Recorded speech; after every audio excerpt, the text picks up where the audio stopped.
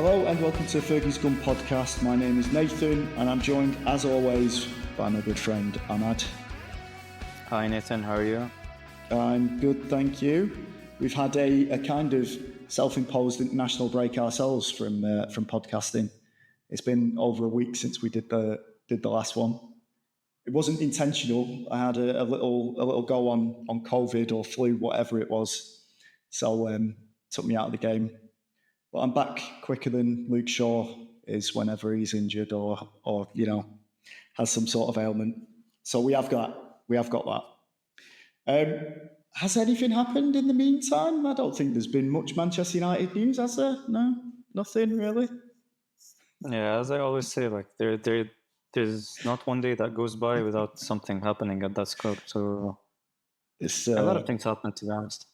Yeah, there's been loads. I'm obviously joking because since we last recorded, Ruud van Nistelrooy has finished his last game as Manchester United manager with what score was it?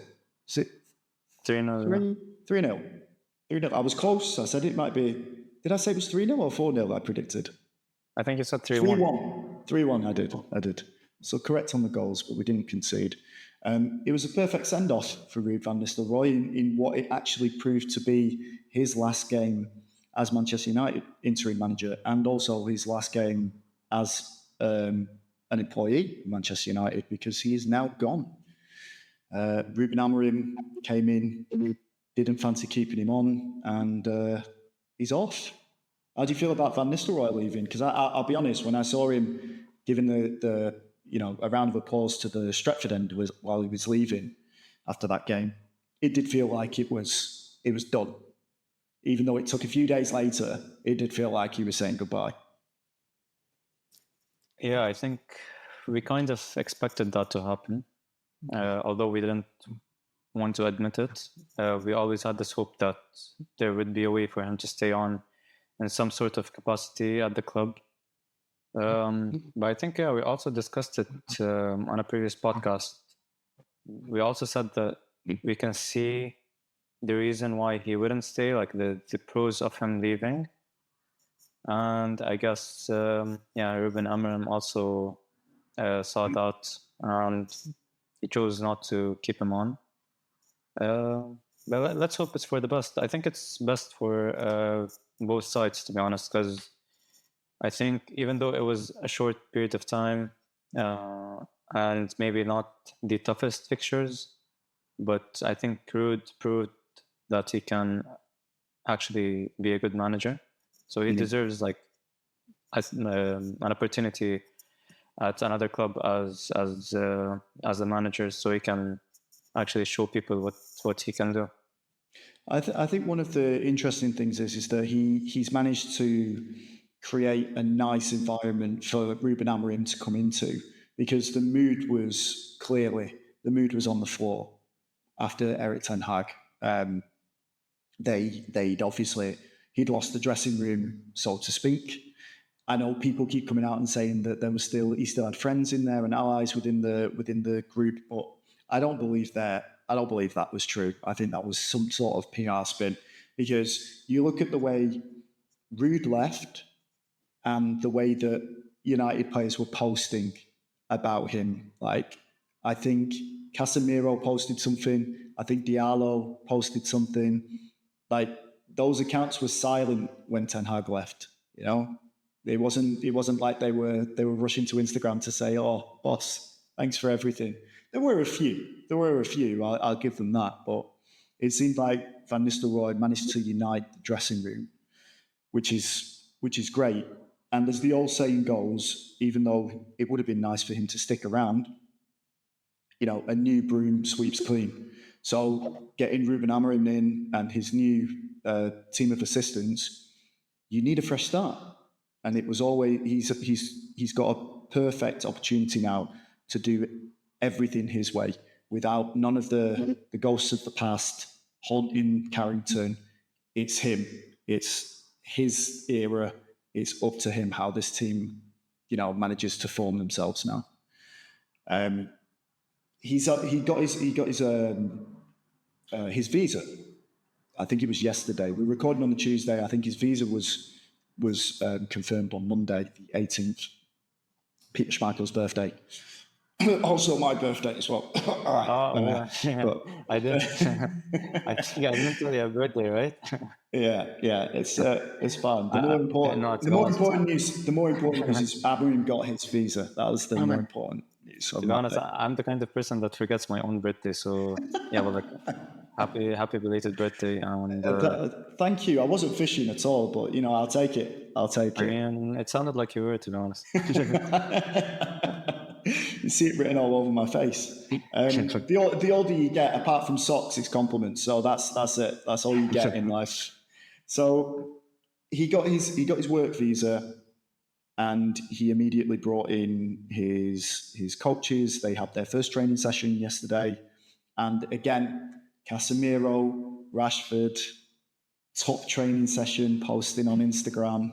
So I think hopefully Van Nistelrooy has left them in a good space, and I can't wait to see what Ruben Amorim does with this team. I can't wait. What are you thinking about the whole thing? Because he's done his interview, we've all watched it. Like, what feeling did you get from that interview? I actually enjoyed it. I think I enjoyed it a bit too much because, like I told you, I watched it twice. Just I think, I don't know why, but. No, he sounds different than what we've had. I don't want to get my hopes up because I feel we always find something to say about every new manager that comes in. That this guy is different. I feel there's something different about this guy, and so far we've been disappointed every single time. But with him, I feel like he's the way he speaks, the way he is, you can just tell from everything, like how a person speaks and the conviction he has and what he's saying.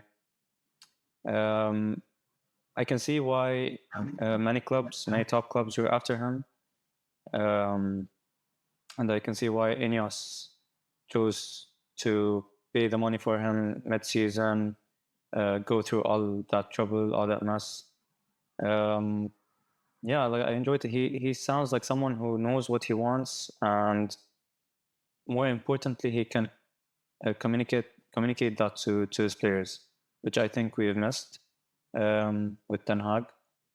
So I hope it's a sign of things to come. I think that's the main point that I got from that interview, and I ended up watching it twice as well. But the main point that I got from it was how good he was with his English and how good he was communicating his points. And I know all managers will have done their research before they've joined Manchester United, and they'll always talk about history and things like that. But just the way that he approached it within that interview about the connection between the fans and the club and the team, and how when he played there, I think it was for Sporting, wasn't it? Was it Sporting that he played for, or was it Braga that he was playing for? Braga and Benfica. Braga, sorry. When he said about that they were doing well and they were in the game, and then the importance of the Stretford end, like when the stadium came alive, like it became that 12th man, so to speak. And I think as much as people come in and they've got these lines that they definitely want to trot out there because they're great, on social media, it did feel like there was a true connection there. Like he understood what was going on. And one of the biggest criticisms about Ten Hag throughout his entire reign at Manchester United was that he wasn't getting his point across to the players. And a lot of the time, when he was doing interviews, especially towards the end of his career, he was very spiky about his responses. And I don't think it was I don't think that was his nature. I don't think that was the type of person he was. I just think because he didn't have that grasp of the English language, it came across as like being quite harsh. When in fact, I think he was probably quite funny with it, like as in like humorous with what he was trying to say. Just didn't come across well.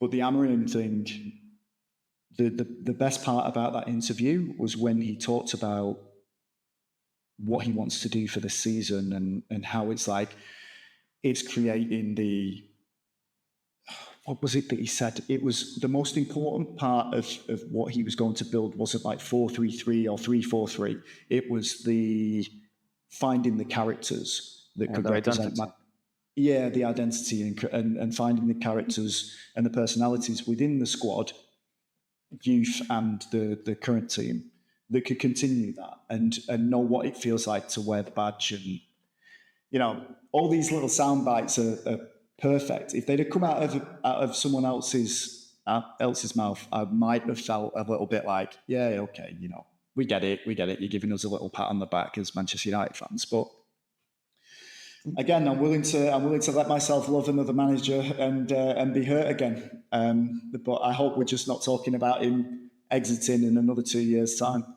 No, but you have to like go into every start that way. You have to be hopeful. And I actually am. I don't know why. Like, I feel even this season, I feel we're gonna do better than people are expecting. I just feel there's a certain, I don't know, this could come back to haunt me because everything is on record now. Like, I'm not used to this. I usually can say whatever I want because no one's gonna hold me accountable. Yeah. But yeah, like I really hope he can turn the season around and actually we can like go on a run of wins and just gain that momentum. And you never know where we could end up. And something else I really loved about the interview, even though I know it's probably like something he like made sure he's gonna do like even before starting the interview, but he kept on saying we, which I love. He kept on like we had this tragedy, for example, like the Munich air disaster. We had this, I don't know what it was really, really like, it's the small things that make you feel okay. So we're like he's gonna get things together. Everyone is gonna be on the same page and gonna push forward as one. So yeah, like I really hope this is the case. Even the little. By the way, if you haven't watched this YouTube clip, listeners, then you can find it on the Manchester United's official channel. Right, I think it's like 10 minutes long. But one of the fun parts about it as well is how his interaction with people that were on the club tour, on the stadium tour. Yeah. You know, they weren't expecting him to be there, and it was such a natural way. Like, you meet these people in life that just have an easy way about them and you can instantly talk to them, very personable. And he was immediately like that, having pictures taken with them, joking with them. Like, you know, we're still in the honeymoon period, I agree, but he had as the kids would say, an aura about him, about the way that he deals with things. This is the first manager, by the way, in my lifetime that has been younger than me. So this is weird for me to deal with. No, but he's the youngest manager in the club. It doesn't mean that it has anything like because you're getting older. It's just him being very young. Yeah, no, it's just father time. I can't fight him. I will keep getting older and managers will keep getting younger. Yeah, that's how it works. But this yesterday I saw like Laniero was born in 2006 or something. Yeah. I was like, that's messed up. Yeah. That's messed up. and you're saying that and you're still in your 20s. So imagine a middle-aged man at 43 saying that. Or seeing that. Ridiculous. Anyway, it's basically an Amorim special, this podcast episode. So we'll have a little break here and then we will come back with what the realistic targets are for this season.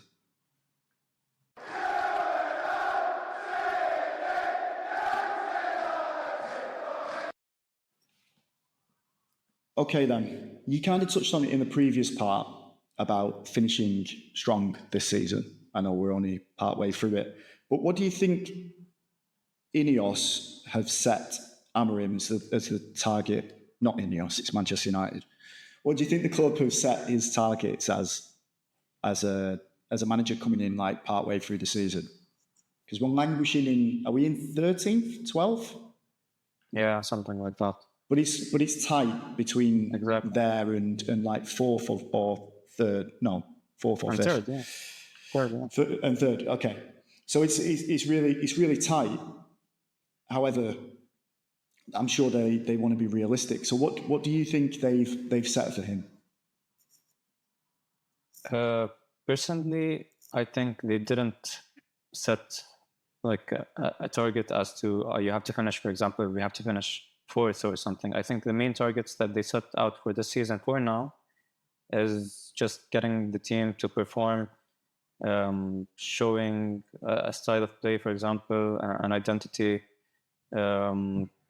just everything that we haven't been seeing so far. And I'm sure Ruben Amorim himself has set targets for himself and for the team. And I think among those would be finishing top four, because I don't think it's unrealistic to do that. Because like you said, it's very, very tight. Like I think it's 4 points difference between us and fourth for now. Things can change literally within a week or two. That's why I was saying if we go on a run of points, then I can see us easily getting into the top four within like before even the second half of the season. But we have to go on this run to like just win however it is, but we just have to get those 3 points. And of course, we're still in all the cup competitions, so I think go far in all of these cup competitions, because why not? Like even when we weren't at our best, we were still reaching far in every cup competition. What do you think? I think you're right. I think obviously being in all the cups is still a big thing for Manchester United. I think he actually mentioned it himself in that interview with Manchester United. He mentioned the fact that he was trying to bring people together and forge an identity, as we mentioned before. I think it's a bare minimum to just bring the changing room together again. I think Manchester United have never had a clean sweep. I know I brought up the new broom sweeps clean before, but they've never had like a total clear out. It's always been little bits left over from the last manager, the last regime, and things like that. I think now working with Wilcox, Ashworth, Barada, it is a real case of they want him to identify the players that are going to be part of the long-term future. And then the rest of them will be used throughout the season to put them in the shop window. But I honestly think that his bare minimum is to get the team playing again properly, reunite the changing room, which is, he speaks Portuguese, English, I think Spanish as well. He's he can speak multiple languages, which is going to help him in that changing room, and just improve on the current position. I think the only thing that would get him fired, and it would be hilarious if it did happen, is relegation. That's the only thing that would be unacceptable in these circumstances. I still think we can push further up the league. We're definitely not showing what we're capable of, especially with those players. And I think all the teams around us are dropping points. Literally, all the teams around us are dropping points, and there's opportunities there. And it's not going to be easy. And as he said, I'll play formations that maybe people don't like it to begin with, but I'll do it. I'll do it my way, and I'm paraphrasing. I'll do it my way, and I'll do what needs to be done. So I think the major thing that I would say that he's been tasked with is getting that team playing again. That's bare minimum, and getting into Europe. And Champions League, yes, like is high, but I think they're realistic as well as to where we should be going. I think. I might be wrong. What do you think? For sure. I agree. Like, it wouldn't be fair on him, on Ruben Amorim and his staff, or Ineos or from Manchester United to come and tell him, okay, like this is the team. that we've seen how bad this team can be throughout the season, and it's not fair on him to tell him before he even comes into the team to tell him, you're gonna take this team, you're gonna turn it into a top 4 team. Even though, okay, like people can say we have the players, we have the individuals for it, they're just not realizing their potentials, but it's not as simple as that. So yeah, I wouldn't think like the board would have told him, yeah, it's like it's the bare minimum stuff for, even after seeing all the mess that we've been through. So I think, like you said, just the bare minimum is to get the team to play and to show some heart, to be honest, while playing, and give the fans something to enjoy watching, just to give the fans something to look forward to every week. So I think even the fans are gonna get behind that, even if we didn't get top 4 by the end of the season. I also think that the players are under massive pressure now because, okay, some of them, I know they're professional footballers, and I know there was an argument from maybe Gary Lineker and Alan Shearer on the what's their podcast called? Stick to Football or something like that. Is that Stick to Football? Whatever it was called. I think I've listened to it, and they were talking about like players not downing tools. That's not something that happens, but I don't know who they're trying to defend in that situation, but people down tools in all industries when they've had enough and they don't want to work for that person anymore. So I know that that's not true.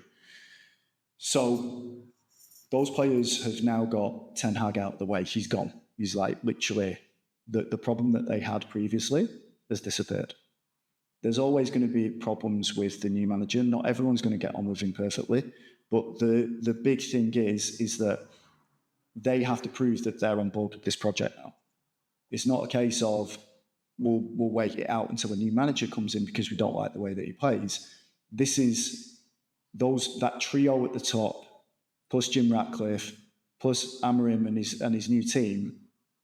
They're the bosses now, the big bosses. These players with their agents like moaning and the relatives like posting these things on social media and things like that. It ain't gonna fly anymore. It might have done under the previous regimes, but that's gone, literally gone. And you got rid of the bad man. The bad man's gone.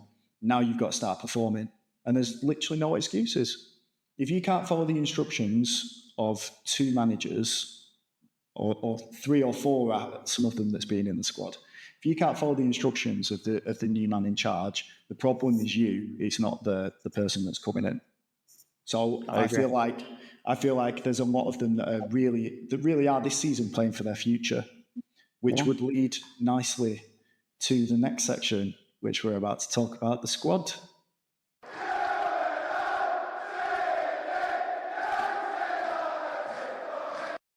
So let's look at this squad that Amorim's been left by 25 managers now. There's a lot of spare parts in there, but I thought it would be good if we just went through each member of the first team squad and some of the players that are on the fringes, and just say whether we would keep or sell them. Okay, based on whether we think they have a future at United. So this isn't whether Amorim's going to play them or not. It's whether me and you feel as though they're worth sticking around at the club. Yeah? Yeah, sure. Ready? Okay. Ready. So let's start with the first one. Garnacho. Keep, 100% keep. Yeah. I think you can build a team around him. Anthony. Yeah. So, I mean, so if you can. That's the thing. It's going to be difficult to sell him. I'm with Sal as well, but it's going to be difficult. No. Watch him turn his career around, and prove us all wrong. Mate, I would love that if he could come back and he was like the best wing back in the country, or he was like a key component of Amorim's new era. It'd be amazing. What a redemption story. But I just can't see it happening. This one I know is going to kind of I know we've had conversations about this player before, but Marcus Rashford.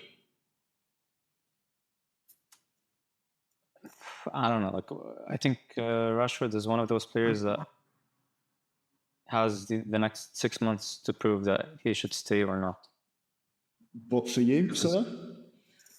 For me, I would keep him. Like, I love Rashford. He's one of those players that I like. He's one of those players that when he's good, he's good. Like, he's amazing. But yeah, he fluctuates a lot. But I hope the manager can bring something out of him. So I would keep him. I would keep Rashford as well. Ugarte. Keep, for sure. Yeah. Xerxes? Keep, 100% keep. I'm not with all of those to be. It's just ridiculous what's going on. Like, it's just crazy.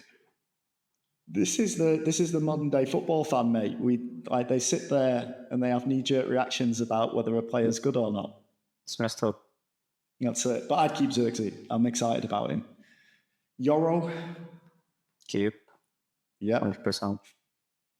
Fernandez. Keep. Yeah, I would keep him. Yeah, okay. I'd keep. Do you think he's going to rotate Fernandez? I hope so, because I think Bruno has been burnt out for the past 5-6 seasons or whatever, how long he's been at United. He's played way too many games. But yeah, no, I think he should be rotated. We have the players to rotate, so I don't see the reason why he wouldn't. Maybe just because he's the captain, because you don't usually rotate your captain. But yeah, no, I think if he's rotated and he's fresh and he's motivated, then he's one of those players that can make a difference. So as we've seen, like under Ruud as well. Mm-hmm. Okay, De Ligt. Keep. Yep. Diallo. Keep. Yeah, I'm still on the fence with Diallo. I really like him, but I don't know if he's going to fit into this new system. If it's wing backs, I don't think he does enough on the defensive third. Like when he's coming back, I don't know if he does enough to stake a claim for that position. I think he's going to be one of the front three, and I think he has the attributes for it. I think so. All right, I'd keep him by the way, but I just don't know if he's going to stay around. Mazraoui. Keep. Obviously, keep him. Player of the season so far. Kobbie Mainoo. We just moved straight past him, right? Of course. Højlund? Like what I said about Rashford, I think even though he's young and I have bigger hopes for him, but realistically, if he doesn't start scoring consistently and keeps fit from now until the end of the season, I think there might be a scenario where like we would try finding buyers for him and go for a proven striker, because if he's not scoring, then like we're not gonna move forward as a team. So, and there's a Gyökeres waiting, so he's an option, like just ready for it. So I think 6 months. I think like most Manchester United fans, we're hoping that Amorim can turn him into Gyökeres this season. I hope so. It's interesting the way that it's split this with the squad, because now it does feel like most of the people that we talked about above, bar Anthony, were like, yeah, we definitely keep them. But now we're getting onto these boys might be going. Casemiro. What? Sell. I think that's the first sell, right? After Anthony. Yeah. So, even though he's been good, he's been impressive actually ever since the Liverpool game, to be honest. But like moving forward as a club, I think we should cut our losses, especially since he's on those huge wages as well. Yeah. Eriksen. Sell. I think his contract runs out at the end of the season, doesn't it? Yeah, it does. Yeah. Is he okay? Would he be useful off the bench for the rest of the season? Yeah, but like for the next few seasons, I mean, he's good, but Like he's really good this season. I think he's surprised everyone with how good he's been. But I think his legs are going, and especially in a team, in a Ruben Amorim team, from what we've seen, I think the 11 players or like the 10 outfield players have to be runners. So Yeah. I don't think he fits into the system. No. Will you keep him? I'd let him go. Sorry. Yeah, I'd let him go. I don't think we can afford to have players like Ericsson that are old and they just can't do the job anymore. I think there's what you were saying before about he's surprised a lot of people this season. I think he has, but I think again we've had to rely on him to be in that team, because if Mainu was fit, he wouldn't be there. If Mount was fit, he wouldn't be there. Like, you know, Ericsson's a very good player and he could still, you know, carry on playing for lots of teams in the top 10 in the Premier League, but not for United, not for me. Onana? Yeah, keep. Keep, obviously. Mason Mount? Keep. Interesting. I can see him doing something under Amorim. I think he fits well into the system. I think he has attributes that Amorim likes in a player, so I think he's gonna be useful. Hoping he keeps fit this season, but I'd keep him. Mason Mount, I think, would be the perfect person to rotate with Fernandes, but it all depends on whether or not his legs actually work, because every time he comes on the pitch, he gets injured. Speaking of which, Terrell Malacia. I don't know. I'd keep him like as a backup option, but yeah, I don't know. Like I think we're gonna go for a new left back hopefully in January, but if not, then in the summer. So maybe I'd keep him as a backup option if he proves that he's over his injuries and that he can go back to the levels that he had before the injury. Malacia is a difficult one to kind of say keep or sell, because it actually depends on how he's going to come back, doesn't it? It's like, is it 2 years that he's been out? Mm. So yeah, I would keep him just because I want to see him come good at United. I think he's got the personality to succeed at Manchester United. It's been a tough time for him, so I would love to see him be able to thrive at the club. Luke Shaw. Keep. Okay. Keep. And I think he's gonna be a very useful left centre back option. I think when we get to the summer, if we do go for a left back, and I know this sounds obvious, but one of Malacia and Shaw will have to leave. I don't think it'll be we'll have 3 out and out left backs at the club. I think one of those guys will have to go. But I think you can play him as one of the 3 centre backs. That's what I think. So like if you get someone to play the left wing back, yeah, Malacia will rotate with that player. So okay, I see your point. Collier, cheap, yeah, cheap. Well, see how it progresses. I can see him potentially going out on loan next season. He should.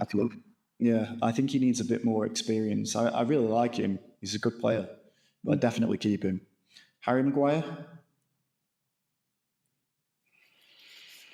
I don't know. I love Maguire, to be honest. He's one of those players. Like I think he gets a lot of unnecessary hate. I'd keep him, to be honest. I'd keep him. I think he's a good personality to have around. We need to have some experience around the team because I think Casemiro, Ericsson are leaving. So I think Maguire is one of those players that has something to add. And whenever he plays, I think he's been very impressive last season and this season. I mean, I don't hate that idea. It's just, I think the club, I'd keep him, but I think the club would get rid of him because I think he's on astronomical wages. And I don't think they would want to keep him on if he was just sat on the bench. Martinez, Keep. obvious. Bayendir, I mean, yeah, like I don't know, like whatever.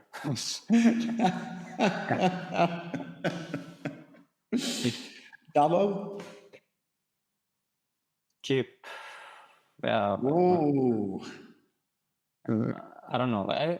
Unless we get like an offer for example, like 50 million plus from someone's like desperate enough to pay it, I'd sell him.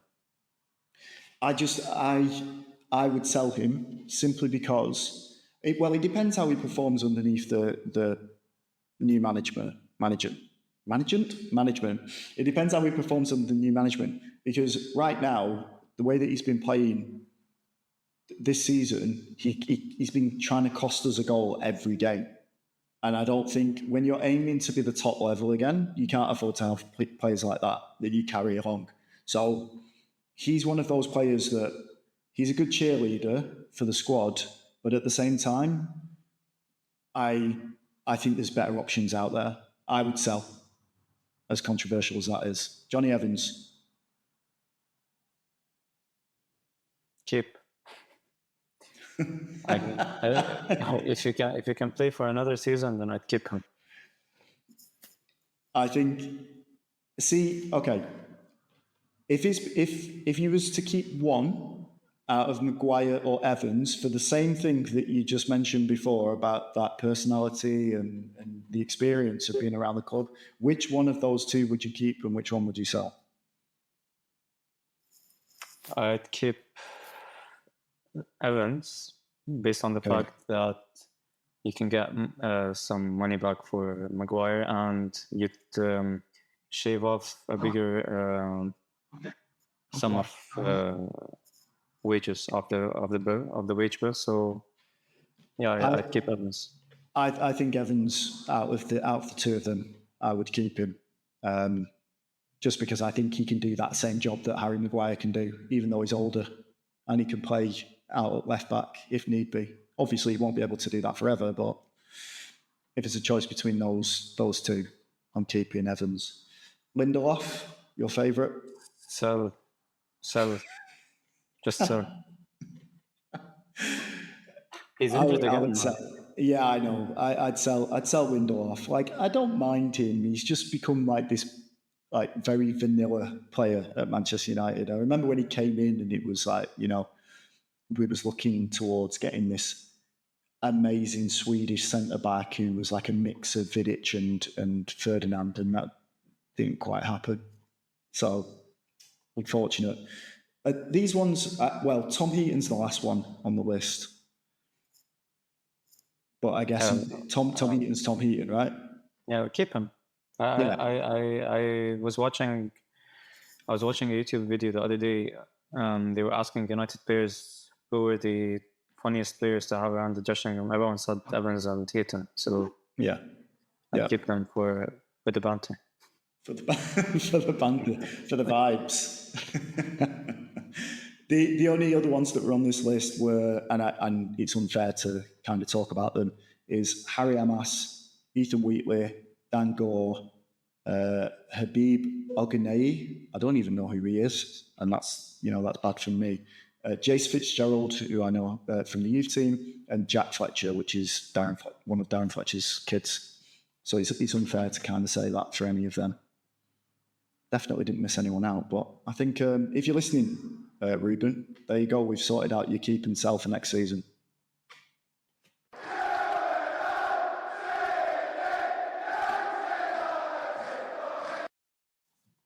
So Amorim's first game in charge of Manchester United is going to be against the mighty Tractor Boys, Ipswich Town, managed by Kieran McKenna, who was obviously linked to the Man United job for the longest time.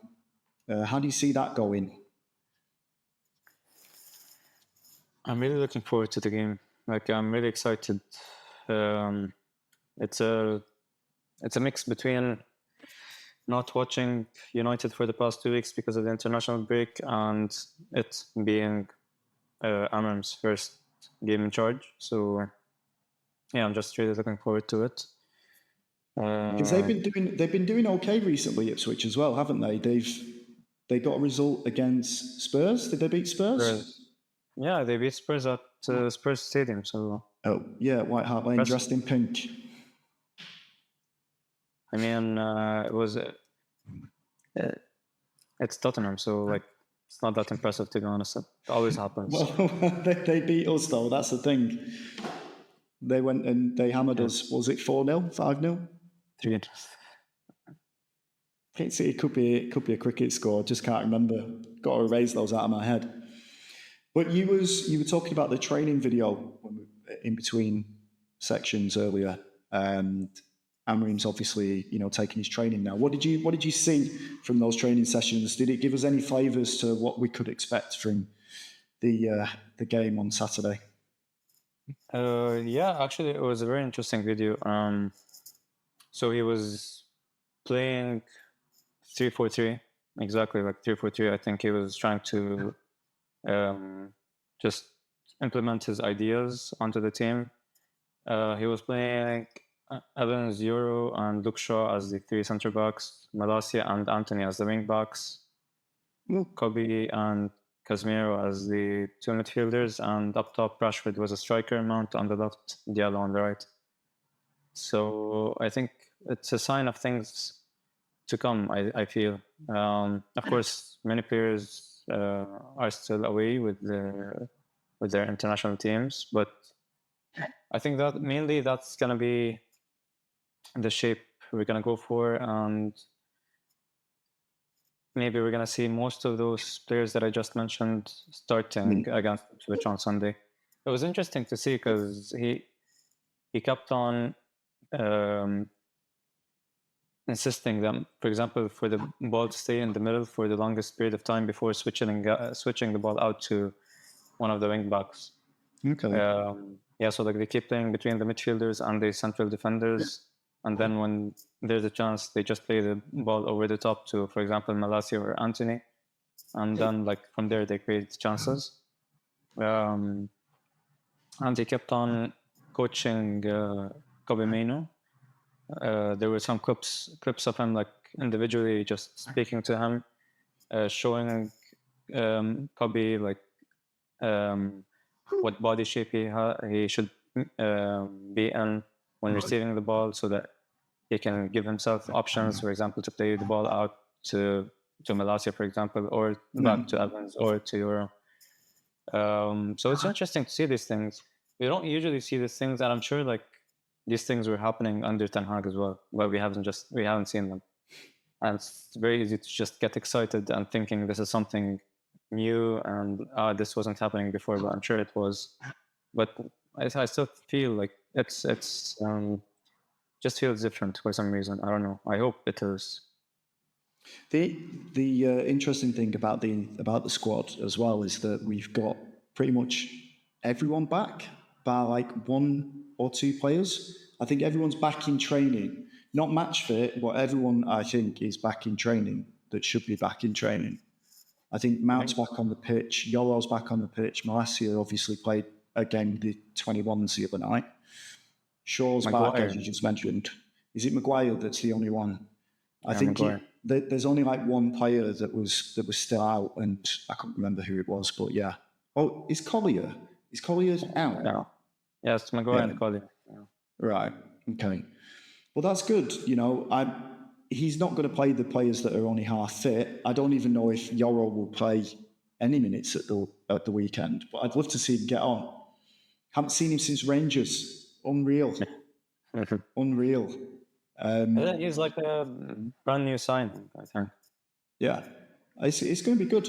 It's going to be good. And like you, I'm excited about it just because I want to see what this new Manchester United is going to be.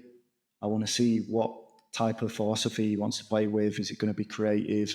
Are we going to, just be attacking all the time? What you were talking about before about keeping the ball in midfield before spraying it out wide. I mean, we've been playing with a chasm in midfield for the past 5-6 years. Like the creativity has bypassed that midfield until Kobe Mainu came in, who has the the skill and the I want to say patience. It's not patience. He has the skill.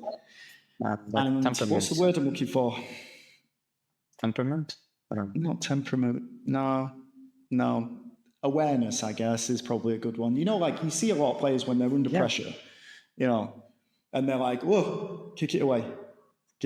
Spray it out wide quickly. And it's been like that for a long time. And I know Bruno, that's his game. Gets the ball in midfield and he plays it quickly. But it's going to be nice to kind of see us control a game if that is composure. Going to be, there we go, composure. That's what I was looking for. And it was a good job you're here, mate. But that's the type of thing that we've been missing for a long time, and it's made us really easy to play against because we've been very predictable in what we do, and we've become over-reliant on a Bruno performing some magic like through ball or a flick or whatever, or Casemiro who's adapted that into his game and later into his career. But if we have control of that midfield, as we've always wanted as Man United fans, you know, that sets us up for good things in the future. So even if we get thumped 3-0, I'm still going to enjoy the game, I think, unless it's absolutely dire. I mean, I think this is the most obvious 1-1 result I've ever seen in my life. See, I think we'll win, and it'll be something like 2-0. I think we'll win 2-0. I really hope so. Like, I feel we really need that, especially, like I keep on saying, just to start just gathering this momentum, because we have a lot of games right now up until, I think, January. So, like, if we actually gain the confidence and just keep on winning, you know, like a win brings another win, you know. The confidence is everything in football, to be honest. So I think this is a very crucial period, and I think if we can start it properly, then it would be amazing, to be honest. If we can like win 2-0 with a good performance, I'd be more than happy. We'll take it. One of the things that we were going to add into our preview section of the podcast was the FPL assets from Manchester United specifically, not from any other team, clearly. It's difficult to kind of pick assets from Manchester United right now because we have no idea who Amorim is going to pick in his first 11. So it's quite a tricky one. But if he was going to pick one FPL asset from this from our current squad, who would it be for your team? I'd go for Rashford, to be honest. Interesting. Yeah, I think he'd be a very good differential. I think he kept on dropping in price, so he's not expensive. He's a midfielder on the game, and I think he's gonna play as a number 9 for now. That's what I think. I just think it's gonna happen, and I think he's gonna score. I think he's gonna, and you know, Rashford, once he scores one, he keeps on going. So I think Rashford is a good option to have. See, I was going to go with Fernandes because I think he's hit a little bit of form recently, but I'm going to go out on a limb and go with that clean sheet and Mazraoui because I think he's going to offer a threat down the flank as well. So I think we could see an assist from him, and I think we could see a clean sheet from Mazraoui as well. And he's fairly cheap as well. I don't think the FPL lords weren't expecting big things from him, which is great. I think is he 4.5 mil? I think he started out as a 4.5, and then he's risen maybe up until 4.8 or something. But it's still cheap, to be honest. I still think he's worth it for sure. Yeah. So that's who I would go with. So I'm going with a 2-0 victory over the Tractor Boys, and you're going with.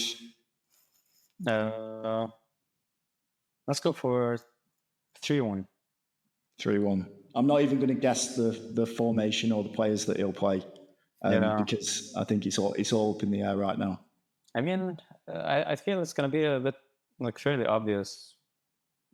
Go for the on, most. go on. I'm not brave enough, but go on. You name his 11. I might as well. Let's Like, see. Let's see. Yeah, let's see how close you are to it. That'd be good. yeah, why not? Yeah, for example, like for sure, Onana. I think the three center backs are going to be Delict, Evans, and Lisandro. If Lisandro's fit, I think he is. He came back from international break with the knock, so I think he's fine. Yeah, the wing backs I think is gonna stick with Ndella and Mazraoui, even though like it's very possible that he could play like for example Anton or something. But I think it's gonna go for Ndella and Mazraoui.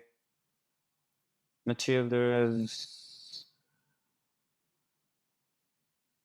I don't know if Kobe is fit enough, but Casemiro is gonna be one of them. I think he plays Kobe. I think Ugarte is gonna be. I think he's gonna be late, back late from like South America. So I'm sure he's gonna. Even though the game is a late Sunday kickoff, but I think he's not gonna. It's Sunday. It's Sunday. Okay.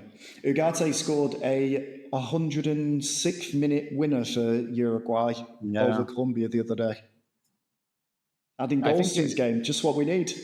Yeah, I think he's gaining confidence with every game, and yeah, like for example, against Leicester, he was amazing. To be honest, he was so good. That's it. I'm not sure, to be honest. Yeah, I should have done this. You can skip this part. It's backed out. Just the other thing as well is like the travel back from wherever they are at the moment. So if Ugarte is in Uruguay, get back to Manchester. To give you an idea of the geography of the UK, Ipswich is in really far away from where Manchester is. So it's a fair old drive, train, aeroplane, whatever it is. So that might prove a factor as well, just the extended travel. If he was in Manchester, I could imagine Ugarte just played. But yeah, that's a thing. We'll spare your bushes on the front three. It's fun. The front three is the easiest one, probably. But, yeah, all right, go on. I mean, yeah, probably Ahmad, Hoyland, and Rashford. Yeah. Okay. Let's see how close you are when we record again next week. Let's see. Yeah.